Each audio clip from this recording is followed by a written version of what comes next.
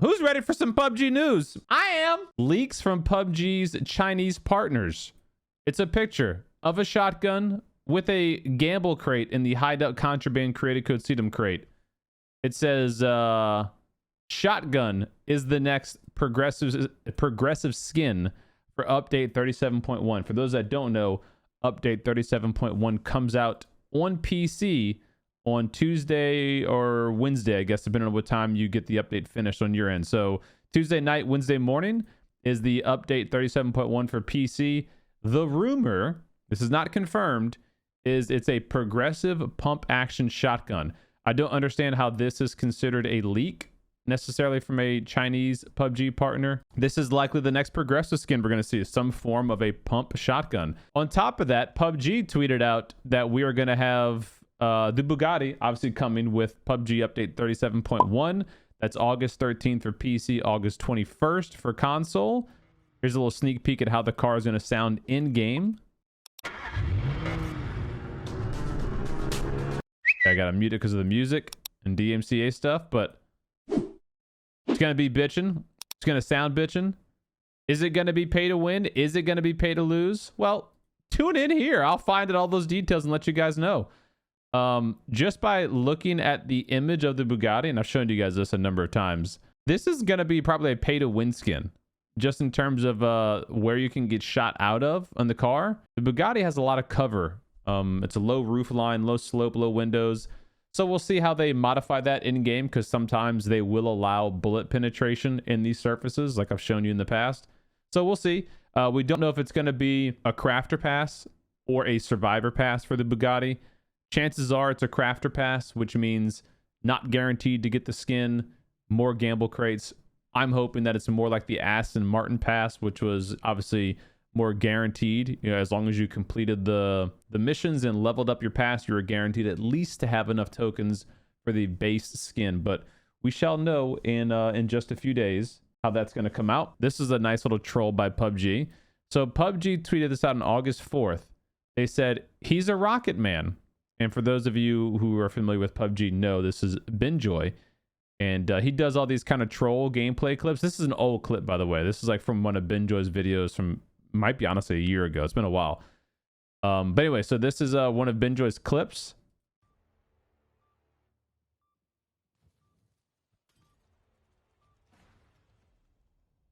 So he does a rocket launch with the gas can, jumps out of the car, has the RPG. And I know this is really old because I remember seeing this video, but also you can tell because A, the gas can launch, and B, the rocket was instantly ready to fire. You didn't have to, deploy the flip up thing. So PUBG tweets this out. Really, really fun clip, right? And then all the comments. You guys patched this out months ago. Space program is so fun. Then PUBG patched it out. You patched this out long ago. I just thought it was really ironic they tweeted this out after it had been patched months and months and months ago. So like, if you thought this was really fun, you can't even do it. Like this is not possible in PUBG because they patched out the ability to launch your vehicle with gas cans. This used to be a very popular, not very, but a thing you could do, right? Definitely by people who like to meme a lot. So you put a bunch of gas cans under the car, you throw the gas can under the car, you light it up, get in the passenger seat, boom, and launches you into the space, the stratosphere. They patched that out.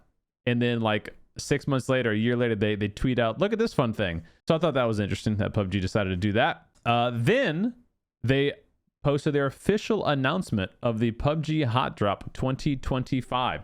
All the events, special loots, and unforgettable memories are about to happen at this year's PUBG Hot Drop event in Cologne, Germany. Cologne, Germany. Who's dropping in? I'm not. I went last year. Unfortunately, I'm not going to go this year. PUBG was not able to send myself and Rolly as an example. Last year, we got really lucky and they basically paid for our travels and whatnot to get there, go to the event. Mike Stand even flew out there with me, and we honestly it was a great trip. An awesome Gamescom event, an awesome Hot Drop event. I met a bunch of cool PUBG players and partners and just streamers and stuff, and then obviously the developers. It was a lot of fun. So I'm a little sad that I'm not going this year, But I wanted to bring this up because this is where, if you remember last year, they did their official announcement for the new zombies mode. And that was the one that had like the different levels that you had to unlock. You had the crafting and all that kind of stuff. This is where we had our first look at that new mode. So I'm predicting that we're going to have a first look at something else at this hot drop event. It could just be like an update to the UGC or something like that, because that's a pretty big thing right now. But I think there might be something else going on there. Do I think there's going to be UE5 stuff? No, I don't think you're anywhere near a play test for that. But that should be interesting to at least stay tuned to see what they announce here. And if you do have the chance to go, I genuinely would recommend going to the hot drop event. It is a bunch of fun. Last time they had food, drinks, like open bar. They had little games you could play. They allowed some of us to actually play on stage, to play PUBG. It was really, really cool. Yeah, so I just wanted to kind of put that out there as a little announcement. That's going to be happening later this month, late August, I believe. I met Survivor PUBG there. Super cool dude. We got to hang out and have a few drinks and go eat some food. It was an awesome time. So yeah, that's happening this year. And then just this morning, PUBG announced dev letter DMR rebalance. Boy, oh boy. Okay, so hello players. In June, update 36.1, the Gunplay Labs DMR rebalance was showcased in the test phase. This is the TLDR is where they decreased the damage of every DMR and decreased the rate of fire, how fast you could shoot your DMR, except the Dragunov, and I believe the Mark 14 might have also been excluded from that list. Well, my thought was that they're going to see the feedback that a lot of people didn't love it, they didn't hate it, and they'll make some adjustments and we'll get a second, round 2 of those changes. Well, here we are today, and let's see what they have to say. Anywho, anyone who's played PUBG for some time would agree that DMRs are the dominant weapon choice in today's meta. I agree. They've been strong for so long that in many ways this conversation feels overdue. Okay? DMRs continue to play a dominant role in PUBG's gunplay, particularly in the mid to long range combat. As the match progresses, their impact becomes even more pronounced, often limiting weapon choice and leading to repetitive engagement styles. This is correct. To better understand the current state of DMRs, we've closely analyzed several key indicators, which we'll go over below. I haven't looked at this, by the way. This is my first time reading this chat. Yo, the 1B, thanks for the 24 months tier 1 out of your mind, baby. I appreciate you. Thank you so much, man. Thanks for the support. Thanks for helping contribute towards the Grouchathon. What's up, Costa? Good morning. What's up, Sun God? How you doing, buddy? What up, Nelly? 16 p.m. That's a made-up time. Doesn't even make sense. Anyway, thanks for being here. I'll miss you guys in Germany. So, overall weapon usage rates. First, let's take a look at the weapon usage rates across normal and ranked matches. Can I move this over just a smidge? And then, yeah, that's looking a bit more better. All right. So here we go. Normal matches, which is what I play, which I mean probably most of you play. Normal matches, we have 51% of people are using assault rifles. Now, is this people using? Is this people getting kills with? I don't know. 51% of ARs, 1.57% shotgun. Shotgun took a big hit after that huge nerf a few months back. 11.42 SMGs. Wow. 17% DMR and 14% sniper rifle. Okay, my immediate knee-jerk reaction is they say that DMRs make up the majority of the mid-game meta, right? DMRs are 17%. SMGs aren't too far away. Just saying. Sniper rifles are 14%. I'm surprised snipers are this high. Would you have guessed snipers are this high compared to DMRs? I would, if you would have asked me to make a guess before looking at this chart, I would have not have guessed that. I would have guessed snipers are way, way lower. In ranked, it's a bit more of a disparity. which I think is more indicative of the actual strength of that weapon, because ranked players are more in tune with the esports competitive side. So they're going to be more in tune to use what esport players would also use. So I think this is probably more indicative of the true nature of the balance. But anyway, 54% ARs in ranked, 23% DMRs, 10% snipers. So you can see a big swing compared to there. 5.52% SMG, and 3.11% shotgun. This honestly makes sense to me. Like, if I'm thinking competitive esports sweaty boys, they're going to go shotgun close range. Oh, my camera just turned off. They're going to go shotgun close range over an SMG. They're going to go DMR anytime over that, and then they'll go AR, for the AUG, essentially is what they're going for. ARs make up more than half of the weapon usage. However, if we compare it to PUBG's early days, we can see a clear shift. ARs have decreased from 68% to 51%. Wow. While DMRs have increased from 14 to 17. Now, they're going based off of normal match, not ranked here. In ranked, DMR usage rises to 23.1, indicating a growing trend moving away from ARs and leaning more heavily on DMRs. While shotguns and SMGs have also gained some traction, the most notable shift has been the transition from the AR dominant meta to one where DMRs are more of a central role. Still, it might seem like weapon usage balance isn't too bad. ARs are dominant, but the rest of the weapon pool appears reasonably balanced. However, what players feel during actual gameplay often tells a different story. One that isn't reflected by usage data alone. Good. Yeah, no, this is great. This is a great sentence to read coming from the developers. It's not always just about the data, and it obviously really depends. On where you're getting the data from. So this is really good. Weapon impact over time.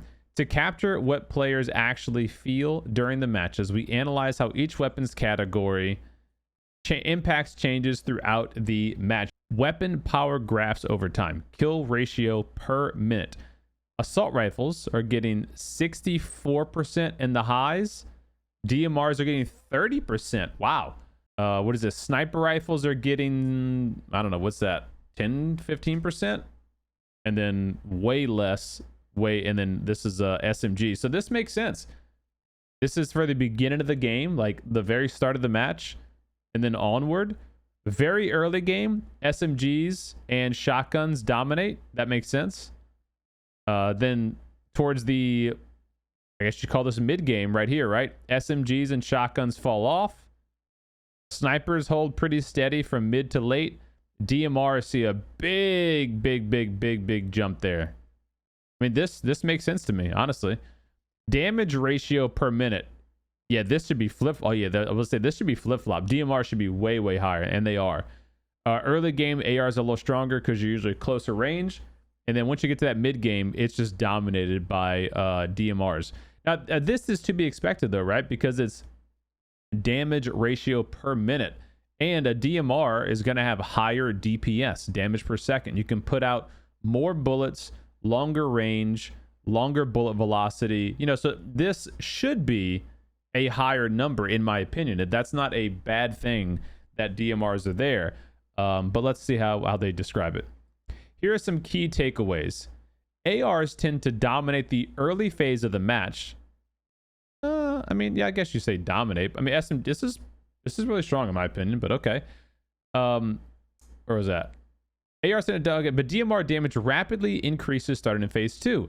The damage ratio of DMRs is significantly higher than their kill ratio. This makes sense.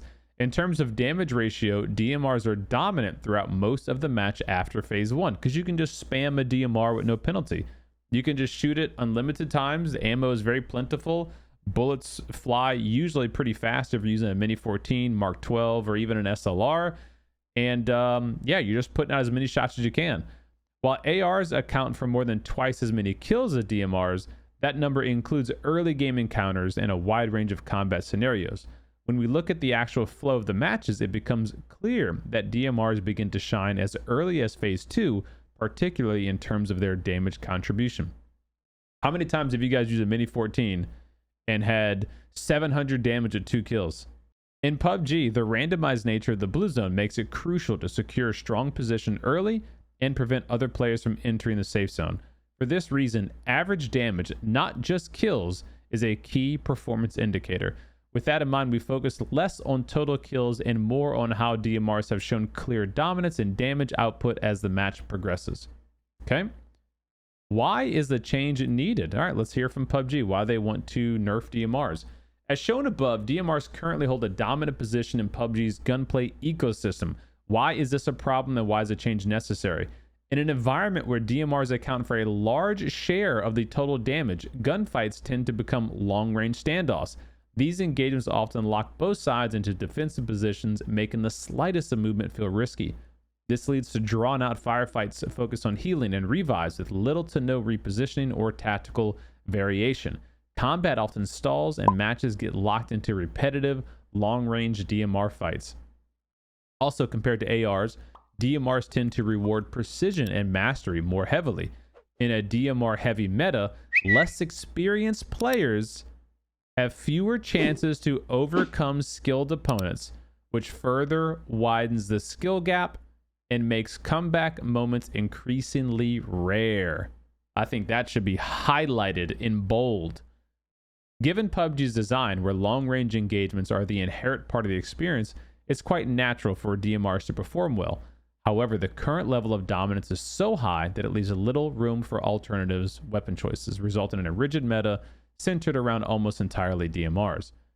When the meta becomes stagnant, combat starts to feel repetitive, less room for dynamic plays such as pushing with the vehicle, using smoke grenades for entry, bold flanks, etc. To address this, it was decided to reevaluate the roles of DMR and make adjustments to their overall balance. Okay, yeah, that's interesting. It's not, that makes sense to me, but also this is kind of worrisome. Less experienced players have fewer chances to overcome skilled opponents. Like, again, that would, you can read that in multiple ways. One way that a lot of you are going to read it is going to be make the game easier for less skilled people. And I don't think that's necessarily wrong to read it that way. DMR rebalance, adjustments, and goals. Okay, so let's see, what are they actually doing? DMR damage has been reduced by approximately 12%. Most DMRs can no longer two-tap an enemy, meaning the classic head-body combo is no longer enough to secure a kill. However, when compared to ARs, DMRs will still deal similar or higher damage. RPM, rounds per minute, has been reduced by 45%, except for the Dragunov and the Mark 14. As a result, it's now more difficult to fire single shots in quick succession. That said, DMRs will still retain their identity as mid to long range specialized weapons to ensure they remain powerful in the right situations. We have not adjusted muzzle velocity or damage drop off. If our goal had simply been to nerf DMRs for being overpowered, we might have followed past conventions by increasing their recoil instead of directly reducing their DPS. However, this rebalance focuses on reducing their overwhelming dominance. In other words, we want to shift away from the meta where using a DMR feels like the only viable option. Okay. Looking ahead, we believe that in the long run, a DMR rebalance is a necessary step towards encouraging meta shifts and creating a healthy gunplay environment. While we understand this change may feel abrupt to players who've adapted the existing meta, we hope you will view it as not a permanent shift, but as part of an ongoing cycle. As we promised, bi-monthly gunplay updates are expected, and the adjustments is one piece of a broader effort to promote more variety. With this rebalance, we aim to adjust the dominance of DMRs and shake up the stagnant meta. We want to create an environment where a wider range of weapon combinations can coexist. In such an environment, we expect to see a wider range of weapon engagements, more dynamic gameplay overall. Okay, we want a broader set of strategies and playstyles, including close quarters combat, so that the game feels more flexible and varied, aka SMGs. As DMR dominance fades and finishing off downed enemies becomes more difficult, we also expect greater chances for survival and a refreshing shift in combat dynamics. Gunplay is at the very core of PUBG. We'll continue to monitor your feedback, etc., etc., etc. This goes live again, update 37.1. which is going to be this Wednesday for PC, and next week for console. Okay, so I guess let me give my my thoughts on this before we move on. I think that DMRs are in a tricky spot right now. I do actually agree with some of the sentiment in this update. I do think that DMRs needed either a nerf or Bolties needed a buff. I do think one of the two was true. However, as I've stated before, I don't think that the answer was necessarily reducing DMR damage, DMR fire rate. I thought, and this is just me personally, I thought that the better way to kind of balance or nerf the DMRs was to implement the lean wiggle penalty.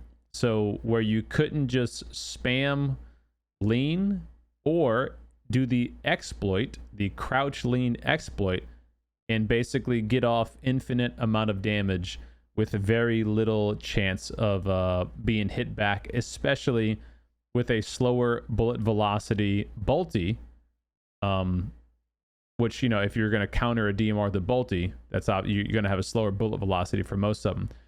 So I thought there were some better ways they could balance it. Now, if you remember, so I did do a test, and I played it. And during this test, watch this.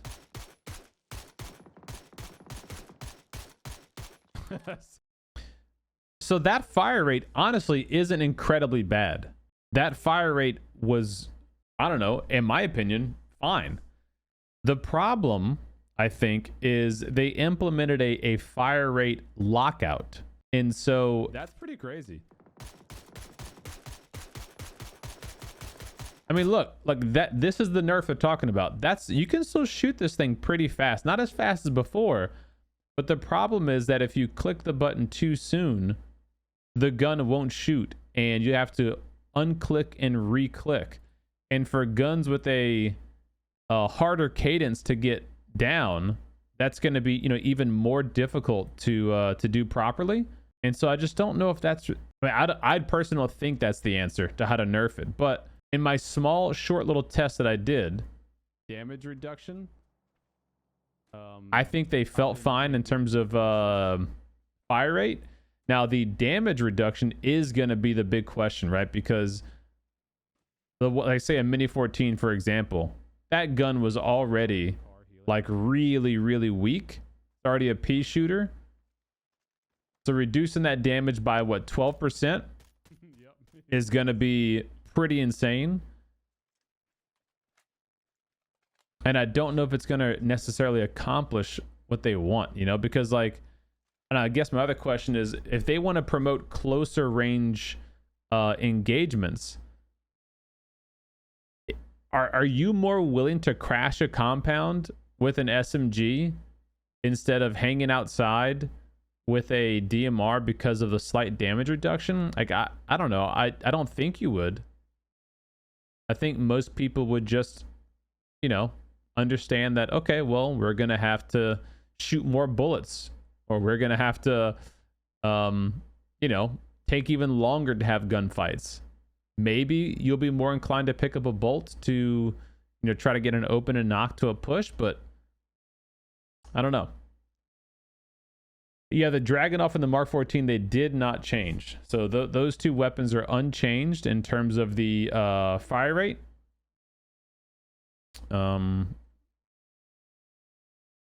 Where is the thing right here? Here you go. RPMs are reduced by 45%, except for Dragunov and Mark 14. However, 12% is a damage reduction across the board. It does not say that this did not apply to the Mark 14. So the way I read this is every DMR, 12% damage reduction. So that means Mark 14, VSS, Dragunov, everything. No, these changes go live 37.1 next week for PC and 2 weeks for console.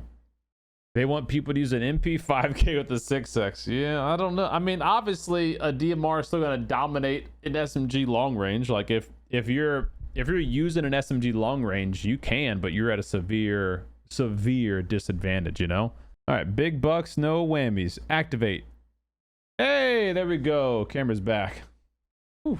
Had me worried there. What to say? We're gonna have no camera the whole subathon? Shoot! I was gonna have to get my freaking webcam off the thing.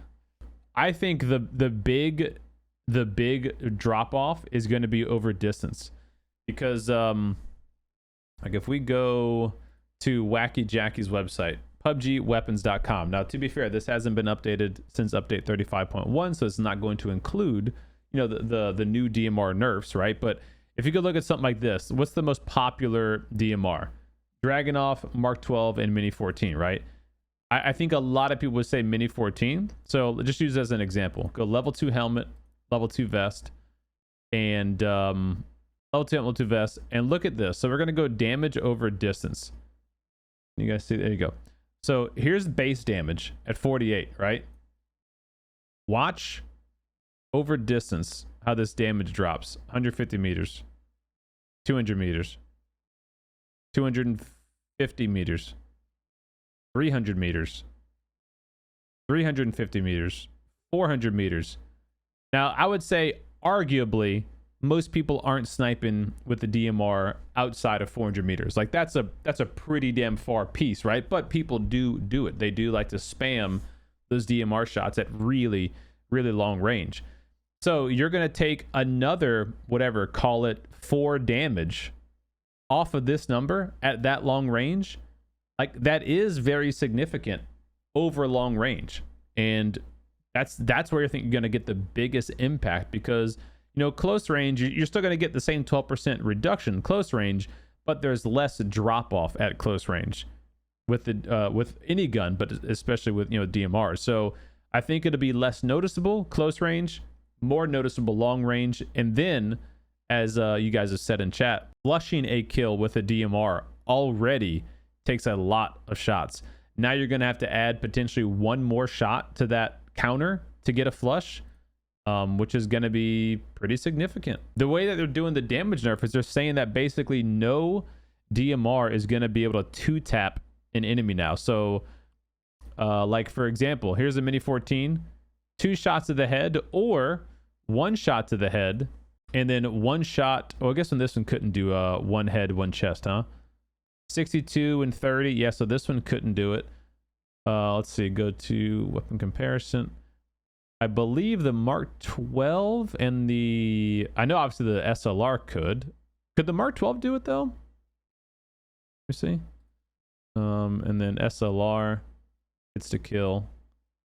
So 200 meters, level 2 gear, damage. So the Mark 12 is the blue one. So it's 64 damage in the head and then 30 damage in the chest. No, so the Mark 12 actually couldn't headshot upper chest shot. So you still at 95 damage there. The SLR obviously could. But they're saying this is going to change. So with a 12% reduction, it said, I guess I shouldn't say it is going to change. They said almost no DMR is going to be able to 2-tap. So just as an example, if that means the SLR no longer can 2-tap head chest, then why would you ever pick up an SLR over a Mark 12 or a Mini 14 if it's going to require just about as many shots to kill, and it's going to be harder to control, and the bullet velocity is going to be lower, you know, and the ammo weighs more. Like that just kind of nerfs those 7.62s. The Dragunov is going to get a damage reduction, but not a rate of fire reduction. But, you know, even for the Dragunov, it's like, with the damage reduction, does it still do the 1-tap, you know, at 85 meters? Because that was one of the selling points of a Dragunov, right? Was at 85 meters, it could 1-tap a level 2 helmet. Okay, this formula doesn't take into account the 1-shot, I guess, buff that the Dragunov gets at 85 meters, but this would be 100 damage at 85. And then now with the nerf, it's 12%. So is it now going to be, you have to be at like 60 meters to get, you know, a headshot kill? I don't know. Yeah, it was definitely not going to be no more 1-tap at 85. You think it's 83? Let's see. I think you're wrong, but I'm willing to check. I'm willing to be wrong. No, yeah, I think you're incorrect. Because it was 100. I think they put it down to 85. But either way, whatever. 85, 83, it doesn't matter. The whole point is that's going to be reduced again. So what is, you know, what's the point of using that now? So I don't know. Also, why are they comparing AR kills with DMR kills? Both have different roles. Well, I don't know if they're necessarily comparing kills. More or less is they're comparing damage numbers. So that's specifically what they called out in their thing. Their letter here is kill ratio per minute, and the one they highlighted was damage ratio per minute. This is the most important factor. Was, you know, how much damage are these weapons putting out? And it's true. I mean, you look at the numbers, you're always going to have a bunch of damage from a DMR. Like, you see it all the time. People get like 1,200, 1,300 damage games with, you know, whatever, 7 kills. Because a lot of that damage is coming from DMRs where they're not necessarily killing people. They're just hitting them a few times. Those people are healing. They're coming back, doing it again. You know, they're getting a knock. The guy's getting res. Get back up, hit you DMR him. So I just don't know how exactly, you know, the slight rate of fire damage nerf is really going to change that meta. Because, yeah, you're nerfing the DMRs a little bit. So I guess technically, you know, that's a slight buff to the bolts because the bolts are unchanged. So now, you know, the DMRs were here and the bolts are here, and now the DMRs are here. They're still going to be a little bit better than bolts, but is it going to change people's meta decision? I don't know. I don't anticipate it, but I mean, who knows? Bolty gang, stand up. I do love Bolties. I do. And lately they've been feeling good too. So yeah, I don't know. Again, I guess the way I'll just kind of leave it is I think DMRs did need a adjustment. I do think, not just from a stale meta standpoint, I just think if they're not going to fix the wiggle peak exploit, which that should be the first thing, is they fix that. If they're not going to do that, something needed to be changed, because it's not like, I won't say it's not fair because everyone can just use a DMR, but it really was kind of stale, you know, like you just know that everybody is going to have a DMR. Like everyone's going to have an AUG Mini 14, AUG Mark 12. I'm not saying that's going to change with what they're doing, but you know, it would be refreshing to see some other weapons being used more frequently. But like, you're not going to convince people to go double ARs or something, you know, like that. The meta is not going to shift like that. You're just going to maybe shift somebody to a different DMR. I don't know. We'll see.